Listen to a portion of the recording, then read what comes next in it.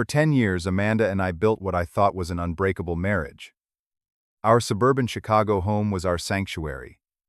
Our careers thriving, our future bright. Then Jessica, Amanda's college friend, moved to town after her divorce. I noticed her uncomfortable glances and lingering touches at our dinner parties, but dismissed them as friendliness. I never imagined that a simple offer to drive Amanda's friend home would destroy the life we'd built together. Before I share how my decade-long marriage crumbled in just one night, let me know where you're watching from and hit that subscribe button if you've ever been betrayed by someone you trusted. I met Amanda during my second year in graduate school. We were both pursuing engineering degrees, though in different specialties. I still remember the first time I saw her in the university library, completely absorbed in her fluid dynamics textbook. Her focused expression and the way she absent-mindedly tucked her auburn hair behind her ear captivated me instantly. After 3 failed attempts to start a conversation, I finally mustered the courage to ask about the study group she attended. That awkward introduction blossomed into coffee dates, then dinner dates, and within a year we were inseparable. Amanda was brilliant, kind, and brought a sense of adventure to my otherwise structured life. 2 years after meeting, we married in a small ceremony in northern Michigan, surrounded by pine trees and our closest family members. It was exactly what we wanted, intimate and meaningful. After graduation, we both landed jobs in Chicago. I joined a well-respected structural engineering firm, while Amanda excelled in marketing for a tech company.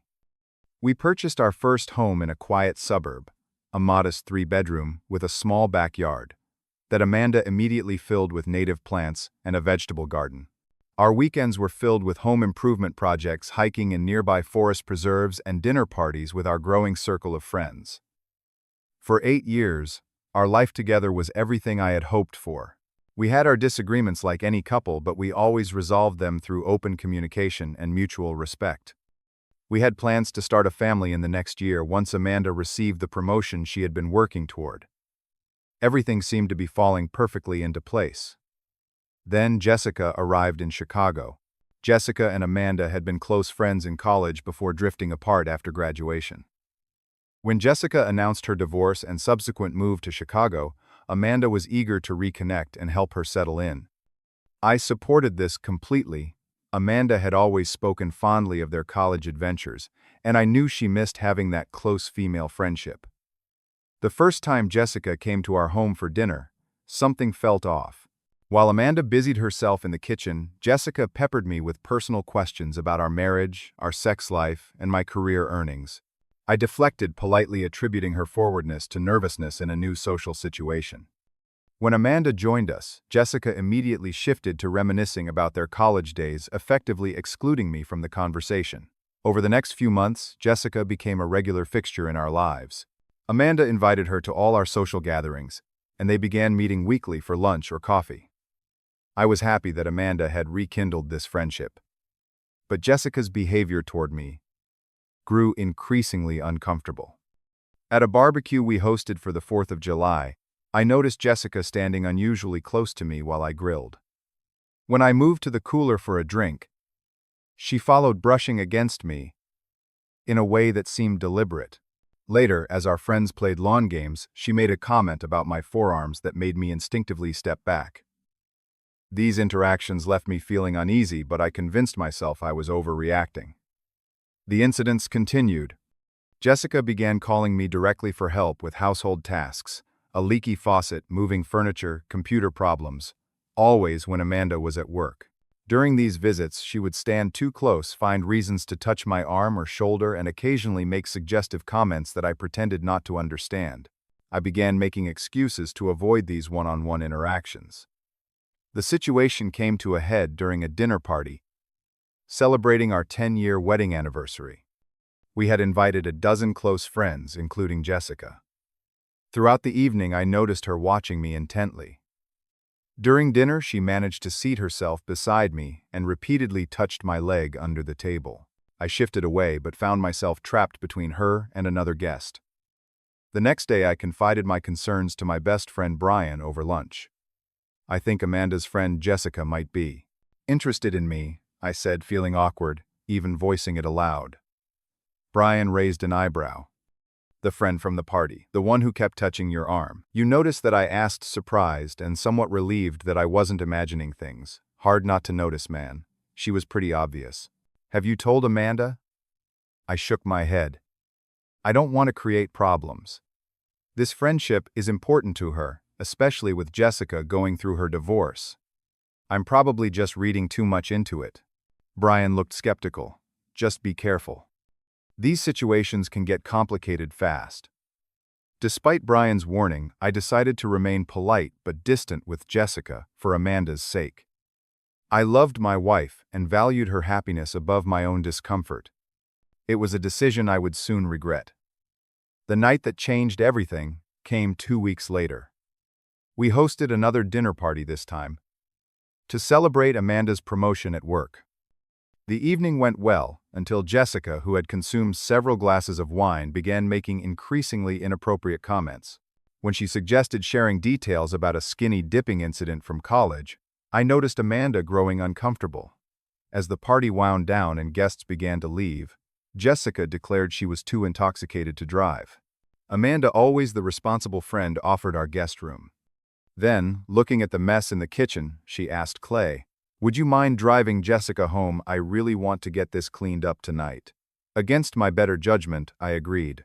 The digital clock on my car dashboard read 11:30 at night as Jessica directed me toward her apartment building in downtown Chicago.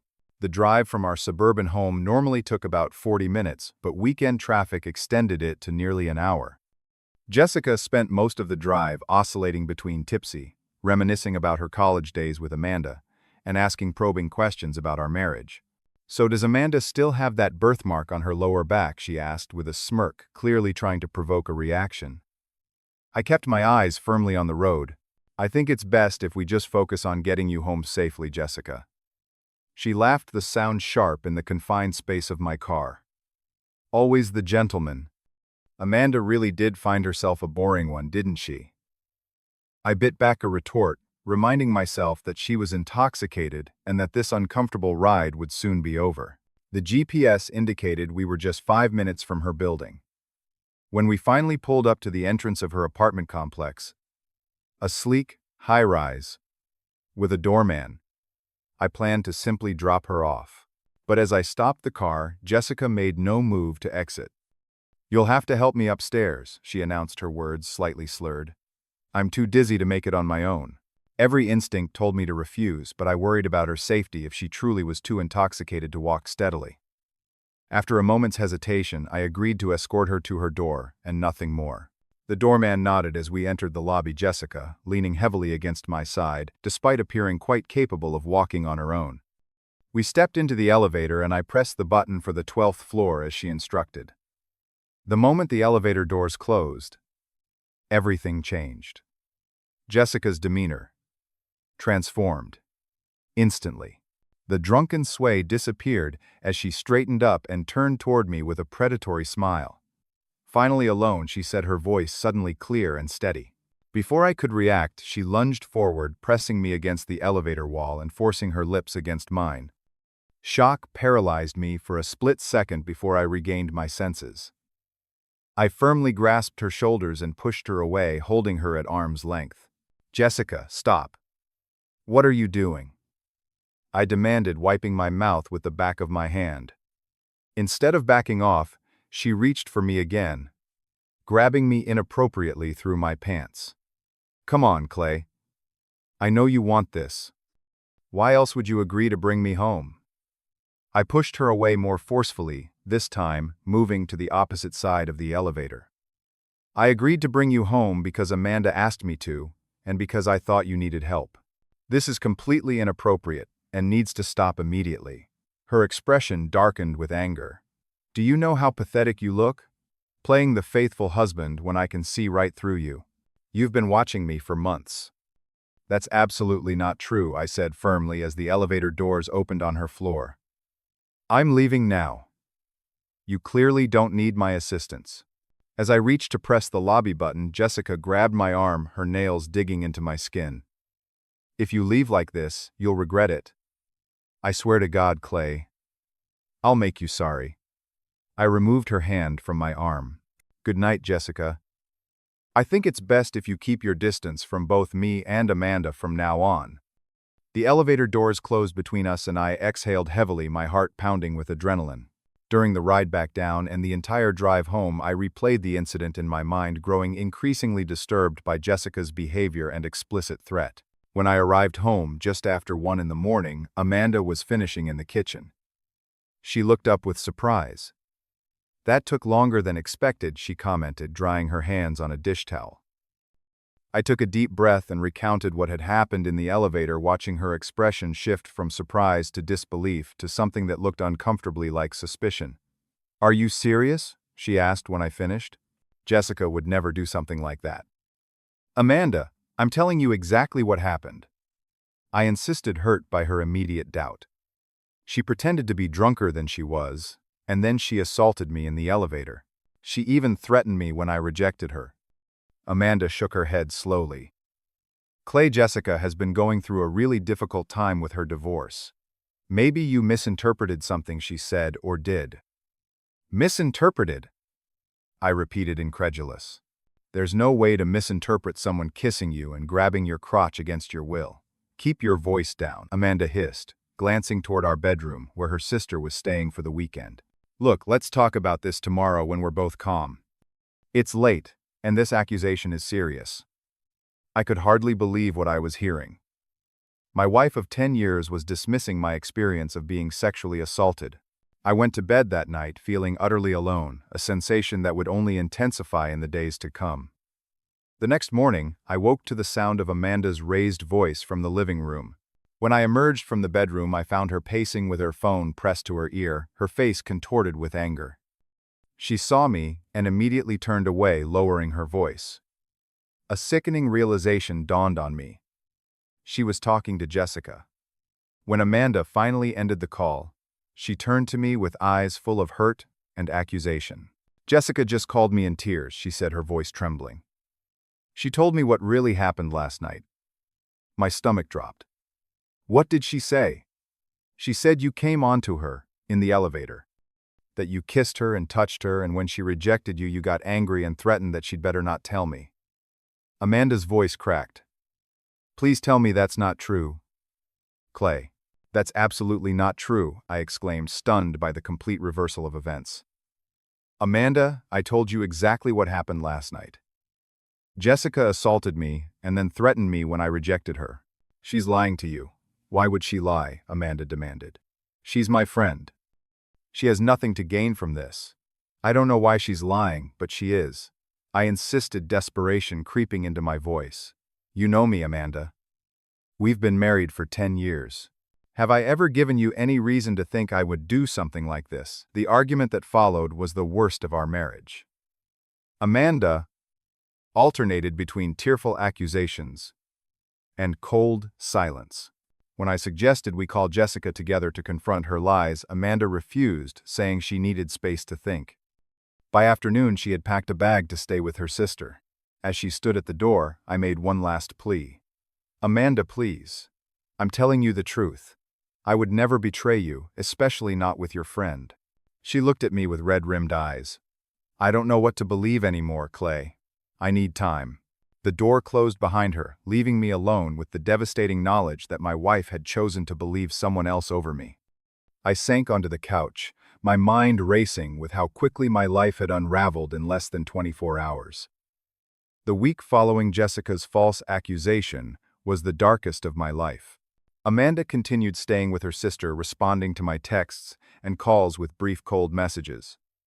Our friends began taking sides, with many distancing themselves from me based on rumors that were already spreading. Jessica had apparently shared her version of events, widely painting me as a predator who had taken advantage of her vulnerability. On Tuesday, 3 days after the incident, my supervisor called me into his office. "Clay, we've received some concerning reports about your personal conduct," he said uncomfortably. "While this appears to be a private matter, the allegations are serious enough that we think it's best you take some personal leave until things are resolved." I couldn't even find the words to defend myself. The shame of being falsely accused had rendered me nearly mute with shock. I packed my office belongings into a cardboard box while coworkers watched from the corners of their eyes. That evening, I received an email from Amanda. The detached, formal tone crushed what remained of my spirit. I've spoken with a lawyer about separation. Please expect paperwork in the next few days. I'll arrange to pick up essential items from the house tomorrow between 2 and 4. Please make yourself scarce during that time. The next morning, desperate and seeing my life crumbling around me, I contacted a lawyer specialized in false accusations. The consultation fee nearly emptied my personal account as Amanda had already frozen our joint accounts. Mr. Thompson, these situations are incredibly difficult, the lawyer, Miss Ramirez, said after hearing my story. Without evidence, it becomes a matter of your word against hers. So there's nothing I can do, I asked, my voice hollow. I didn't say that, she replied, leaning forward. We need to gather evidence. Were there any witnesses to her behavior toward you at social events? Any text messages that might show a pattern? And most importantly, could there be any surveillance footage of the elevator incident? The last question sparked a memory. The apartment building has security cameras in the elevators. I remember noticing them when we went up. That could be crucial evidence. Miss Ramirez said, a note of hope entering her voice. We need to request that footage immediately before it gets overwritten. The process of obtaining the security footage proved far more difficult than anticipated. My first call to the building manager was met with refusal. They couldn't release footage without a police report or court order. Miss Ramirez sent a formal legal request, which was also initially denied. After nearly a week of legal pressure, including the threat of a lawsuit against the building management company, they finally agreed to preserve and release the footage. When the file arrived in Miss Ramirez's office, I felt physically ill watching it. The silent video clearly showed Jessica's transformation, from seemingly intoxicated to predatory, her assault on me, and my firm rejection. The timestamp matched exactly with my account, as did every detail of the interaction. This is conclusive, Mr. Thompson, Miss Ramirez said, stopping the video. With your permission, I'd like to share this with your wife's attorney and with Jessica directly. I nodded, a strange numbness replacing the anxiety that had consumed me for days. Send it to them. Send it to everyone who's been told her lies. Within hours of the video being shared, my phone began buzzing with messages. Friends sending shocked apologies. Coworkers expressing support. My boss calling to invite me back to work immediately with profuse apologies for the hasty decision to place me on leave. And then, finally, Amanda called. Clay, her voice was tight with emotion. I saw the video. Jessica admitted everything. She lied to me. I'm so sorry, I didn't believe you. The relief I expected to feel didn't come. Instead, a cold clarity settled over me. It shouldn't have taken video evidence for you to believe your husband of 10 years over someone you reconnected with a few months ago. I know, she whispered. I made a terrible mistake. Can we talk in person? I want to come home. Despite everything, part of me wanted to say yes. Part of me wanted to pretend we could repair what had been so fundamentally broken. Okay, come over tonight. When Amanda arrived at our house, the house that no longer felt like a home, she was tearful and apologetic. She explained how convincing Jessica had been, how the story had played into her own insecurities about our marriage. She begged for forgiveness, for another chance. I listened silently until she finished. Then I asked the question that had been burning in my mind. What are you going to do about Jessica now? Amanda looked down at her hands. I told her I know the truth. She broke down completely, Clay. She's in a really bad place mentally. Her therapist says this behavior stemmed from her divorce trauma and rejection issues. And I prompted, sensing there was more, and I'm planning to go on the weekend trip we had scheduled to support her through this difficult time. The words hit me like a physical blow. You're what? She needs help. Clay. Professional help. I've arranged for her to enter an intensive therapy program, but she's terrified to go alone. As her friend, I interrupted, my voice rising. After what she did to me, to us, she sexually assaulted me, Amanda. She deliberately lied to destroy our marriage. And you're planning a support trip for her. Amanda's eyes flashed with defensiveness. She's mentally unwell, Clay. She made a terrible mistake, but abandoning her now won't help anyone. In that moment, everything became crystal clear. I stood up from the couch we had chosen together years ago when our future seemed boundless and bright. I want a divorce, I said quietly, not a separation. A divorce. Clay, please, Amanda began rising to follow me. We can work through this. I made a mistake not believing you. But I love you. I turned to face her, suddenly calm in the eye of the emotional storm. If you loved me, truly loved me, your first instinct would have been to support me after I was assaulted. Instead, you immediately doubted me, abandoned me when I needed you most, and now you're prioritizing my abuser's mental health over mine. That's not love, Amanda. That's not a partnership. The color drained from her face. You don't mean that. You're just hurt right now. I've never meant anything more in my life. I replied, the weight of the past week, settling into firm resolve. Please leave your keys when you go. 6 months later, I stood in my new apartment 15 miles from the home I had shared with Amanda. The divorce had been finalized the previous week, surprisingly straightforward once both parties agreed to terms. I had kept the house but chosen to sell it, unwilling to live, surrounded by memories of betrayal. My new space was smaller but filled with only positive energy. A fresh start. The security footage had proved invaluable, not only in clearing my name but also in pressing charges against Jessica for filing a false police report. When confronted with the evidence, she had accepted a plea deal: community service, mandatory therapy, and restitution for the wages I lost during my forced leave from work. The legal proceedings had been exhausting, but necessary for my own sense of justice and closure. In the immediate aftermath of Amanda's betrayal, I had struggled enormously. The first month was a blur of sleepless nights, anxiety, and a profound sense of isolation. Even with my name cleared, the experience had fundamentally altered how I viewed relationships and trust. I began seeing a therapist specializing in trauma and betrayal, which proved to be my lifeline. Dr. Keller helped me understand that my anger wasn't just about Amanda not believing me. It was about the shattering of my fundamental assumption that my spouse would be my strongest advocate. When that safety net disappears, she explained during one session, it's like falling without knowing if anything will catch you. Gradually, I reconnected with the friends who had stood by me, or who had sincerely apologized for doubting me. Brian, my best friend who had warned me about Jessica, became my most steadfast support, helping me move and regularly checking in. My parents, who lived in Michigan, visited monthly, their unwavering belief in me throughout the ordeal strengthening our bond. Work became another source of healing. My company, eager to make amends for their hasty judgment, offered me a promotion to lead a new sustainable design initiative. The project absorbed my attention and creative energy, providing purpose during a time when my personal life felt shapeless. 3 months after our separation, Amanda had attempted reconciliation again.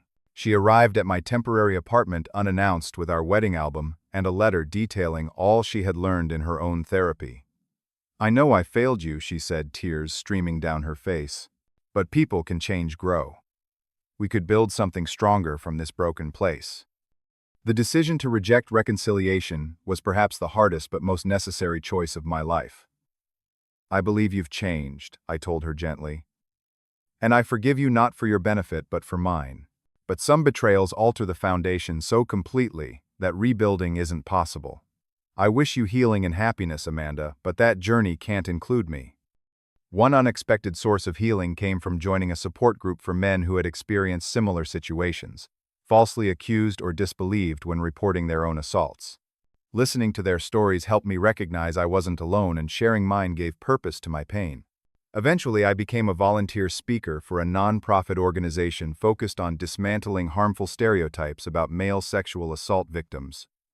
Through therapy and support groups, I learned critical lessons about life and relationships. I discovered that intuition deserves respect. The discomfort I had felt around Jessica from the beginning had been warning signals I chose to ignore. I learned that evidence and truth matter enormously in a world too quick to make assumptions. Most importantly, I came to understand that self-worth must come from within, not from another person's validation or belief in you. Perhaps most surprisingly, I found myself grateful for certain aspects of this painful journey. The experience had revealed who truly cared about me. It had forced me to develop resilience I never knew I possessed. And it had freed me from a relationship that in retrospect had serious flaws beneath its seemingly perfect surface. Today, as I unpack the last box in my new apartment, I'm cautiously optimistic about the future. I'm not ready to date yet, but I no longer fear the prospect of eventually opening my heart again. I've learned to set clearer boundaries and to value actions over words. Most importantly, I've learned that losing what I thought was essential, my marriage, my former life, created space for growth and self-discovery I might never have experienced otherwise. The journey of healing isn't linear. There are still days when anger resurfaces, when trust feels impossible. But those days grow fewer as time passes. I've found peace in the understanding that forgiving doesn't mean returning to the same situation, and that standing up for your own worth isn't selfish, it's necessary. Have you ever had to rebuild your life after betrayal? Share your story in the comments. If this story resonated with you, please like and subscribe. Your support helps others find these stories and know they're not alone in their struggles. Thank you for listening, and remember that sometimes losing what you thought you needed makes room for what you truly deserve.